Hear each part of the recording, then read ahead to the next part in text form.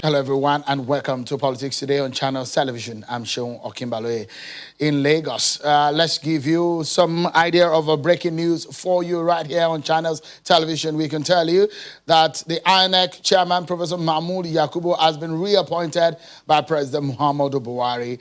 The information is coming this evening after the INEC, the umpire, Ed has been given a second term in office. Professor Mahmood Yakubu has been reappointed by President Muhammadu Buhari on a second term. Tonight on the program, we take a look on the warning coming from the Nigerian youth that they are ready to take out the political heavyweight and take them on also, and the establishment ahead of the 2023 elections. So with us on that conversation, are they a threat to the established political parties? That's the point for our conversation tonight. Just stay with us. My partner is already ready in our Abuja studio, but we're gradually hitting the end of the month of October. And the question is, will the 2021 budget be passed on time or before the end of the year? A big question, isn't it? Well, the lower chamber of the National Assembly have begun work and is querying the impact of international donor funds to Nigerians. This was part of the budget defense session which held when the House Committee on Civil Society Organizations and Development Partners met with the Ministry of State for Finance. The House are taking a 5-week plenary break last week to allow for the process to be concluded. The lawmakers frowned at the revenue generation profile of some government agencies. Before we get into a major conversation for tonight, here are some of the stories that you are interested in our political roundup.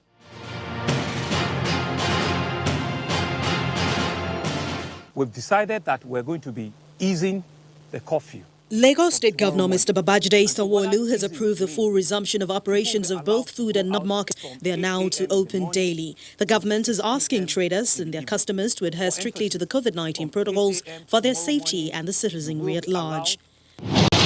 The Judicial Panel of Inquiry set up by the Lagos State Government to look into police brutality by the disbanded SARS has concluded its first sitting today following the swearing-in of the youth representatives Rinu Odulala, Temitope Majokudumi and Lucas Koyejo, representing the Human Rights Commission. Today's session began with a testimony of the first petitioner, Okoli Agowo.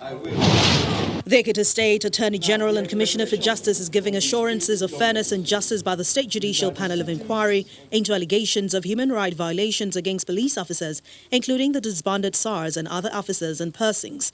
The Commissioner for Justice at a press briefing in Ado, the state capital, says the panel has held some sessions behind closed door, while the public sessions will commence on November the 2nd. Ogun State Governor Dapo Abiodun has denied stories that COVID-19 palliatives donated to the state are being hoarded at various warehouses in the state, saying that the claim was targeted at maligning the state government. In Nasarawa State, we are gathered. And the Nasarawa State Government says it is not afraid of breakage of any warehouse because, according to the governor, they do not have anything kept in any warehouse in the state. This is coming from Governor Abdullahi Sule in the wake of warehouse vandalism and looting in some parts of the country. The governor also thanked youths in the state for not joining in the trend. A coalition of civil society organizations and youth groups have asked President Muhammadu Buhari to apologize to Nigerians, especially the youths, for failing to protect them during the peaceful EndSARS protest, as hired thugs were seen attacking them and the alleged shooting of the protesters at the Lekki toll gate, which eventually sparked the nationwide unrest. The executive director, Juridu Foundation, Josephine Haban, Pastor Dave Obole, made a demand during a press briefing in Makurdi, the Benue State capital, where the Minister of Special Duties and Intergovernmental Affairs, Senator George Akume, was present.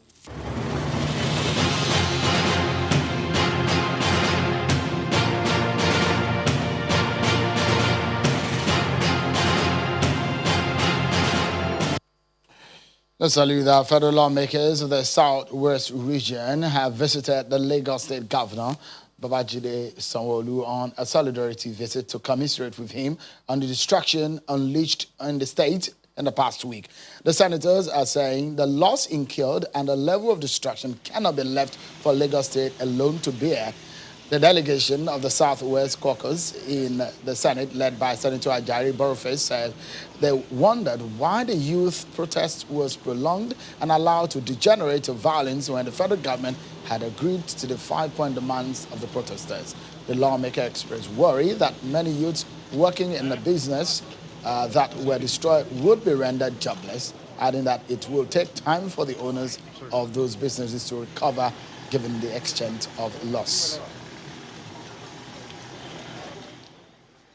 And let's tell you about, again, the breaking news for you right here on Channels Television. We can tell you that the INEC chairman, Professor Mahmoud Yakubu, has been reappointed by President Muhammadu Buhari. We'll bring you details of that as we get them. And so let's get to our conversation for tonight, shall we? And from the past weeks of online and social media agitations across the country, which has led to street protests in the End SARS protests across several states of the Federation, it resulted into another conversation, leaving out the issues of police brutality. The youths say they are mobilizing to dislodge the present and old order of political class in Nigeria. The youth are already muting the idea of forming a political party to advance their agenda. In fact, they're already naming or coming up with the name of the political party. Some of them are saying Youth Progressive Party, and we've heard so many names that have been muted online. Well, is the establishment under threat? That is our conversation tonight, everyone. To discuss this, I have members of the establishment, members of the established political parties, member of the ruling party, Abubakar Adamu, APC Youth Leader Northeast, joins us from Abuja studio, and Anthony Hilebo is one of the leaders of the PDP Youth. He joins us also from Abuja studio. He's also a lawyer. Thank you so much, gentlemen, for coming tonight on the program. Let's get into the conversation, and perhaps I should begin with Abubakar. You belong to the ruling political party, APC. Is your party under the threat that we're seeing by young Nigerians who are saying with what has appeared to be a reawakening in the young Nigerians, it does look like they are now politically aware, or better politically aware. Is your party under threat? Thank you very much. Not at all. The APC is not under any threat. The reason is simple. APC as a party came on board in just 2013 to 2014, and the party was able to form government in 2015. And the majority of the support that this party enjoyed that resulted to it forming a government is actually from the young population of this country. And I believe the young people are very, very in tune with what the party has done so far. Of course, there are challenges today, and no nation lives without challenges. But the fact is that the challenges we have today are not good enough to say the party is under any existential threat of, to the point that we are likely to lose government. The reason is there is not any party in recent Nigerian political history that actually invested in the youth of this country like the APC did. As you can see, there are a lot of programs that today each and every young Nigerian is aware of, and so many people benefited from such programs. So we as a ruling party, especially the young people, the young leaders of that party, we are always engaging our leaders and ensuring that what is for the youth is always given to the youth. Of course, we are not oblivious to the fact that what is happening today in the country is a serious challenge, but the challenge is not good enough to say that we have done so badly to a point that somebody somewhere will form a new political party to outchase us. Not at all. So we are not under any threat.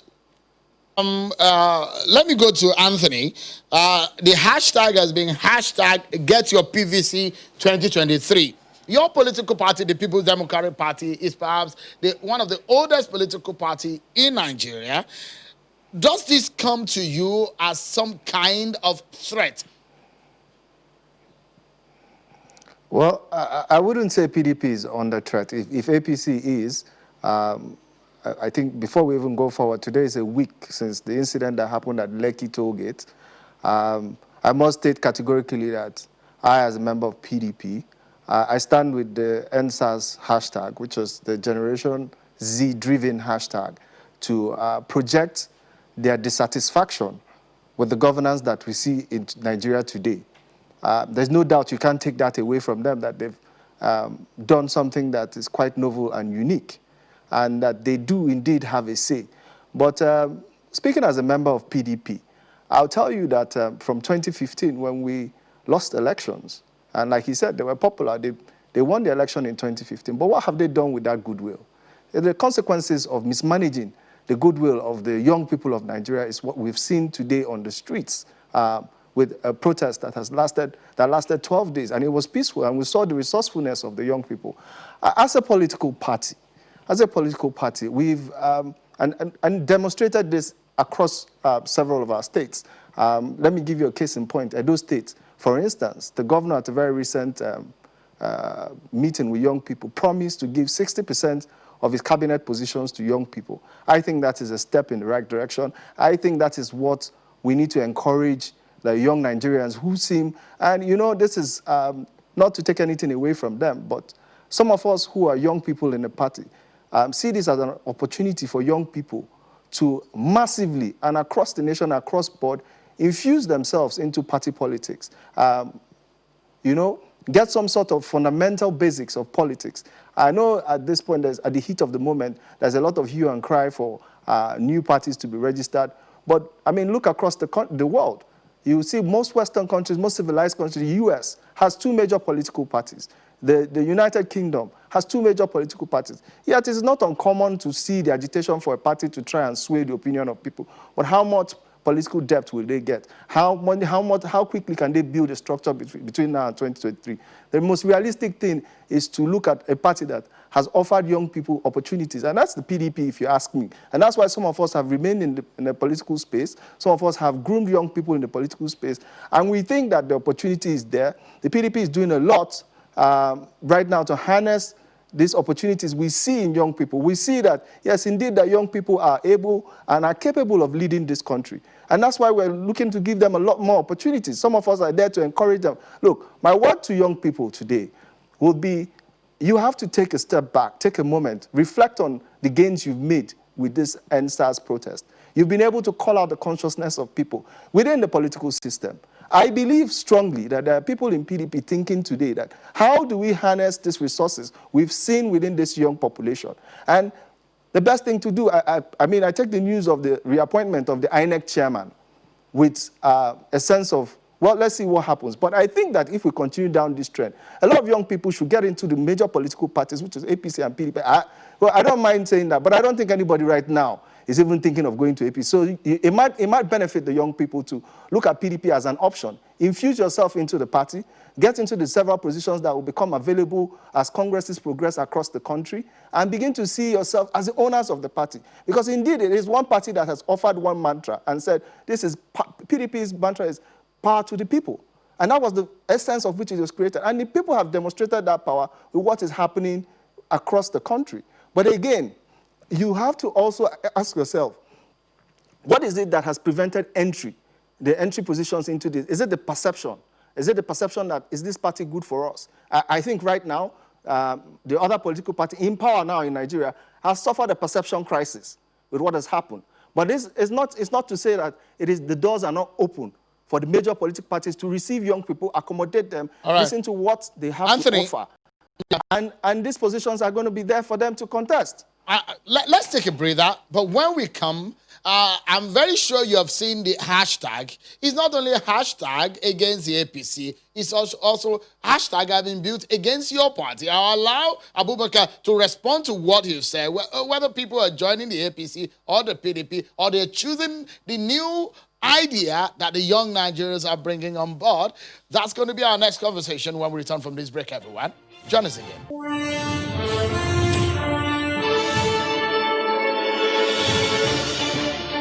Thank you so much, everyone, for staying with us. If you ask a lot of people who have followed the online movement of young Nigerians who had asked for the end to police brutality using the hashtag #EndSARS, it became what got the attention of the whole world, not only in Nigeria. Several states experienced the street protest. But now another conversation is that some of the young Nigerians, some of them celebrities, are already saying that they need to take out the political class, the order, the establishment, and they need to have a new front, a political front of their own. And so tonight, we have members of the establishment, members of what you would call major political parties in Nigeria. Anthony Ehilebo is a member of the People's Democratic Party, a party that's been in existence since the turn of the Fourth Republic in 1998 and 1999, and they were in power for about 16 years. And Abubakar Adamu is a Northeast youth leader of the APC, the present ruling party in Nigeria. Let's get back to the conversation. Mr. Adamu, you heard what Mr. Ehilebo said there, that, the team is towards your party, against your party. The hashtag has been hashtag NAPC, hashtag NPDP. From what Mr. Ehilebo said, do you agree with what he said about what has become, according to him, that there are a lot of people who are looking towards their own party, the PDP? That is absolutely not correct, because the PDP as a political party was given the chance to handle the affairs of this country for 16 years. And we have seen the best they can do. The best they can do was to lead a country to a shamble economy, to lead a country to a very massive insecurity, to lead a country to a very deep corruption system. So these problems are actually part of the reasons why Nigerians decided to send them away and brought in the APC, who have better argument, who had better promises, and who are doing as much as they could to ensure that their promise is kept. Yes, young people can decide to come up with any kind of idea they have as a people, because it is their future, it is their country, and we all have stake in it. But my simple advice to the young people out there is that as young, responsible Nigerians, we are all very much aware of the challenges our country is facing. And these challenges are not only peculiar to Nigeria. There is a global paradigm shift today in terms of peace, in terms of economy, in terms of health. And these paradigm shift, I believe, they have consequential effects in the way and manner societies are kept. So if my friend here will believe that APC is actually the problem, that it is only APC that is being the major cause of the problem we have today, I think he's not doing justice to the party, and he's not doing justice to himself, and he's not being rational. The reason is simple. Those guys that are there, the hashtag include their own party. Is their party in power? That's the simple question. If their party is not in power and they are being alluded to or referred to, then he knows that, yes, their party, Nigerians are still very much aware of the devastation and the destruction their party has done to this country. And as people, especially in the APC, all we say to Nigerians is that, look, we have a responsibility to ensure that we have the right country for ourselves. All right. How do we achieve that? We need to all come on board and ensure that we do what is right. We avoid this thing that is being institutionalized, that is eating each and every fabric of our nation, which is corruption. We need to come on board to ensure that whatever we do as a people is going to affect us tomorrow. We need to come on board to think about the future of our unborn children. This is the argument of APC, and this argument makes sense to Nigerians. They buy into it. They give us the mandate in 2015. They ensure that they give us another mandate in 2019. All right. Of course. Let me just a moment, Mr. Adamu. Let me get back to Anthony Ehilebo. Mr. Ehilebo, looking at your party, the PDP, if you look at what happened in France on how Emmanuel Macron came into power, and vis-a-vis the population of Nigerian youth, at every election, you look at how massive the population and the statistics favor the youth. Is it not something, I know you're aware of these kind of figures of young Nigerians between 18 and 35, and the population they make in the voting population of Nigeria. Do you think it will be game as usual in 2023? No, definitely. I don't think my friend here captures or grasps the enormity of the issues we have at hand. But we in the PDP, I'm a young person. I was deliberate in joining my party.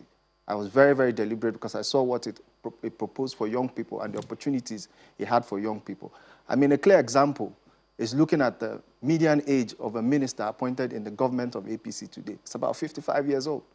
So that tells you their position, their mentality, their focus is totally off young people.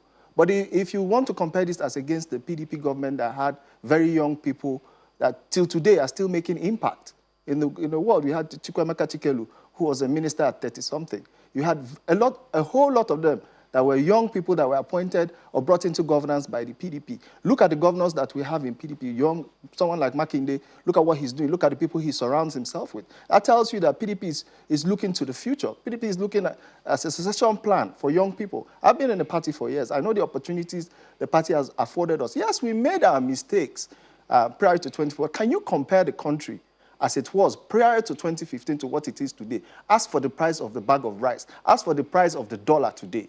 They are complete. As of 2015, when PDP handed over government to APC, the dollar was 190 naira. Today, it's about 360, 370.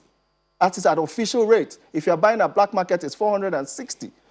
A bag of rice, as at the time APC took government, was 18,000 naira. Today, 40,000 naira, you have not seen a bag of rice to buy. Anthony, the comparison just is there a moment. for young people to sorry, make. Sorry, Anthony, let me quickly, I'm going to read one of the tweets from some of the young Nigerians. Come 2023, all we go for is YDP, Youth Democratic Party. No more PDP or APC. Hashtag YDP 2023. Hashtag get your PVC 2023.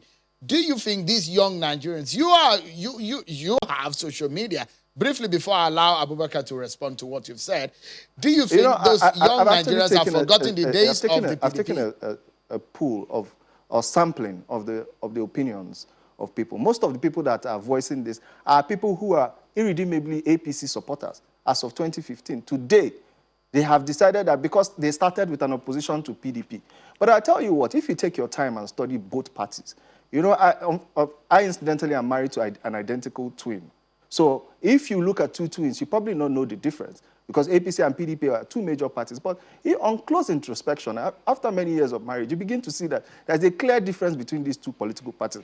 And that's the point we must make today, that APC and PDP are clearly distinctly different parties, and parties that PDP as a party, and what concerns me is to encourage young people that this is the party for the future. This is the time for all young people to en masse register. And I know that PDP is opening portals for people to register, creating opportunities for people to register as members of the party. And these are the things that we will encourage moving forward, that young people get into this system, learn the process of politics. Shehu, you and I will agree that anybody that wakes up today and decides that he wants to go into politics and doesn't understand the Nigerian issues, that at a level we have at least 60 to 70% uneducated people at the grassroots level, and these are the people that vote. So how do you want to pass your message to them? Anthony, let me allow Abubakar back into the conversation. Each time you have a moment in political history when people are seeking and asking for change, it always ends up in exact word change. Your party did same, and you got a change of government. If you look at the numbers of people on the street in Lagos and Abuja, and what Anthony has said, is your party having a rethink about the manner in which, an approach in which you're handling government? Yes, of course. Life itself is all about learning. As a party, we came on board. We met a lot of challenges. We are trying to face those challenges. Of course, it is a fact that each and every time, at a point in life, one will have to come to terms with some realities. It is a fact that there are a lot of realities, and that our government is having shortfalls in some areas, but that is not good enough to say that we are worse than PDP. That is a fact. And what he's saying is that as a party, we fail.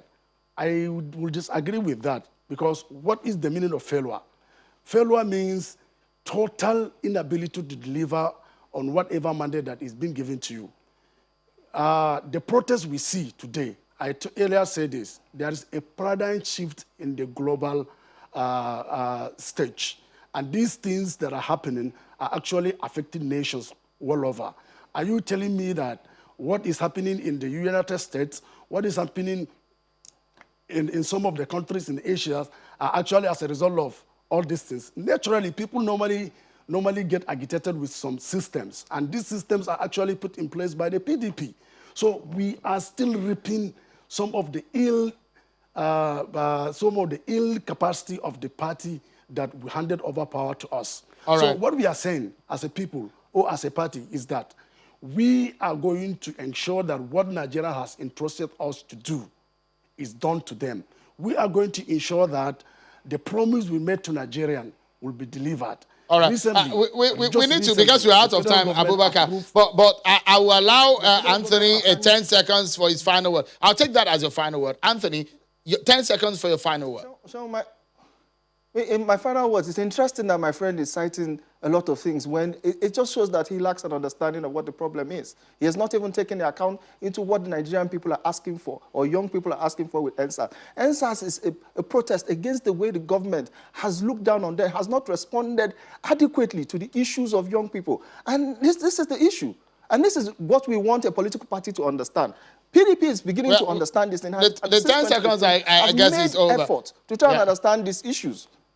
Anthony Hayilebo, member of the PDP. Abubakar Adamu, a PC youth leader, Northeast. Thank you, gentlemen, for coming on tonight.